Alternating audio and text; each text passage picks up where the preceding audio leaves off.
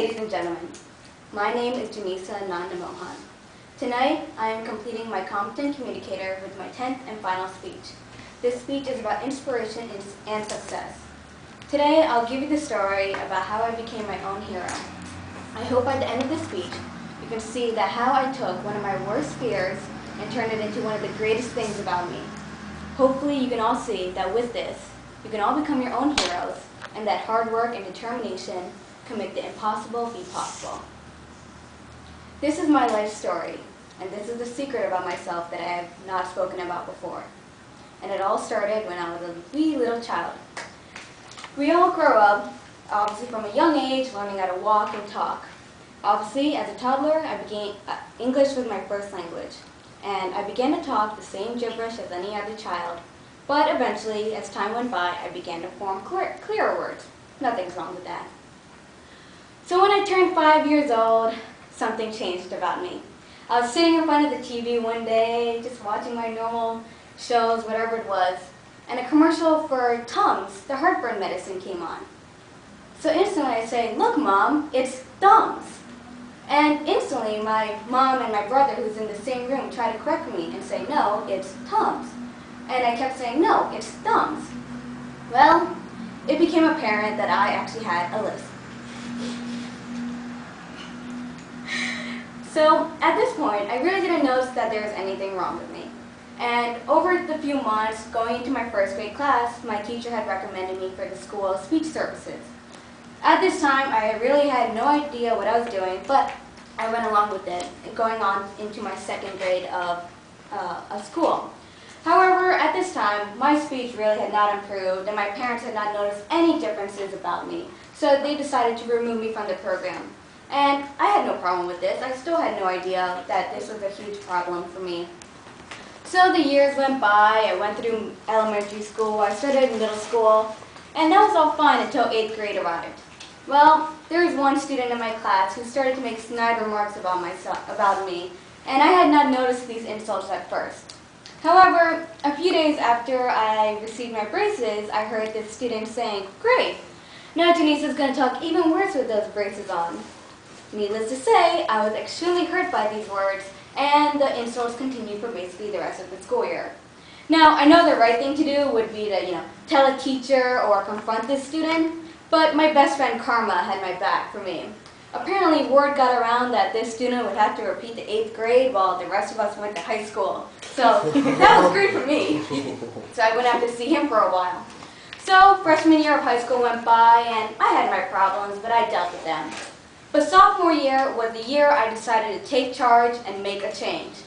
So for my sophomore year elective in high school, I chose to take part in broadcast writing. In broadcast writing, I would write, create, and design pieces for my local radio station. So this was very exciting for me. But I knew that I wanted to become part of advanced broadcast writing, which will be for the upcoming school year. But the thing about advanced broadcast writing is the fact that I had to be on the radio on a daily basis. And I knew with my voice, my speech impediment, this was not going to happen successfully. So I told my parents right before I got my braces off, I'm getting a speech therapist now. So 2 weeks later, I am at my first appointment with Dr. Marilyn Greenberg for speech therapy. Now, I realized that there was something wrong with me that no one else figured out that she did. It wasn't the way I was pronouncing my words, but it was the way I was using my muscles, such as my tongue. The first thing that Ms. Greenberg tackled on for me was the way I use my muscles. So she corrected my speech using my tongue in how I ate, drank, and spoke. Once she was able to tackle on the mechanics of my vocal muscles, she started working on my speech. Now, working on the muscles took about 6 months to a year almost to correct. So that's already 1 year of my life just trying to correct myself. After that, I started working on my pronunciation. I received pages upon pages and pages and pages and pages of different words to practice on a daily basis. And I continue to practice these words every day. So finally, months passed by and my junior year started, and I was happily accepted into advanced broadcast writing. And I was on my radio station on a daily basis, which was really exciting. However, I still had my problems with my speech. For example, Whenever I wanted to be really clear about what I was trying to say, I would articulate way too much, which really isn't all that pretty. So, that was another problem of mine. Over time, and towards the end of October that year, I was actually offered a position as the Master of Ceremonies for an annual cultural show that was in my community. Well, this was a huge deal for me. I was hosting this show with my current roommate, another friend in my radio station, as well as another student in my high school. Now, my therapist, Miss Greenberg, was very impressed on how I continue to push myself through my problems. The fact that I didn't let my speech impediment destroy me from doing something I wanted to do.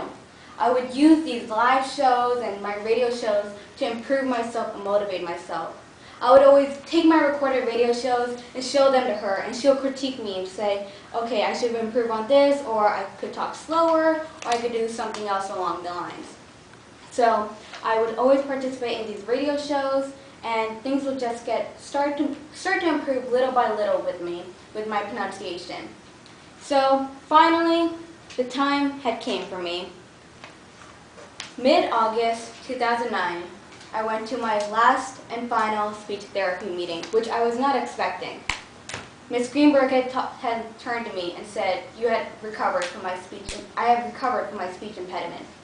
And I was instantly shocked. I really had no idea that I had come so far.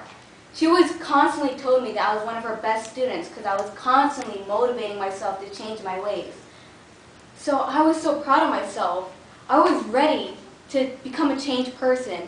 In 2 weeks, I was going to come to Rutgers University and say, "Hi, I'm Janisa, nice to meet you," without having any problems of worrying about what I was going to sound like.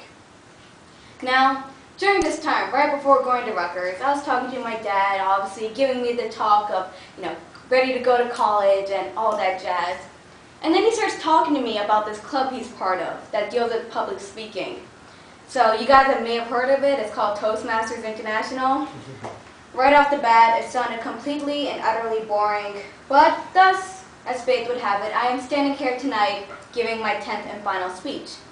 Now, when I came to Rutgers, I of course went to the Fall Involvement Fair, and the first table to catch my attention was Toastmasters International for some coincidence. And I met our former president, Rasika. Now, at the Involvement Fair, I decided to put my name on the emailing list just to please my dad. So, September 21st, 2009 was my first Toastmasters meeting. Now, as reluctant as I was to attend these meetings, I found myself at the end of the hour signing up the membership form. Over the few months of my freshman year, I found myself becoming more and more intrigued in these meetings. I found myself looking forward to them every Monday night, and I would always be so happy to go there because I found it to become a stress relief for me. At the end of my freshman year, I was elected as secretary for this current school year. And as sophomore year began, my excitement really increased, as many of you have seen. And then it hit me. I finally realized why I've been acting this way at all these meetings. And that's because I was just so proud of myself. Here I stand, at the age of 19, radio host and engineer, master of ceremonies for several shows inside and outside of Rutgers University, secretary and future president of a public speaking club. And to think that when I first started speaking, I had a terrible lisp. I took the initiative to step up and make the change for myself. I was no longer going to let something like this destroy my life. If someone told me many years ago that I would be thrusting myself into the limelight of public speaking, I would honestly laugh, because that's not who I was. But today, I went from being one of the worst speakers ever to a distinguished Toastmaster. As we all know, we have many different hurdles in our lives, and honestly, some are just very difficult to get over. But the only way we can really get over them is if we take that first step to correcting them. If we take that first step, that one chance to make it right, even if we fail, it still shows that we did try our best. Reaching your goal may take many years, but sometimes the fact that it takes so long makes it so much better. The fact that I was teased and the fact that I challenged myself over the years really makes me realize what it was worth. So today, I encourage all of you, even though you may have something difficult in your life and you want to change it, do your best to try and master it in your life, because you can turn around and be completely amazing in it. Today, I can happily say that with all my other public speaking skills and how I changed myself from having a lisp to excellent speech, I am now today a competent communicator. So thank you, Toastmasters International, for helping me in my public speaking skills.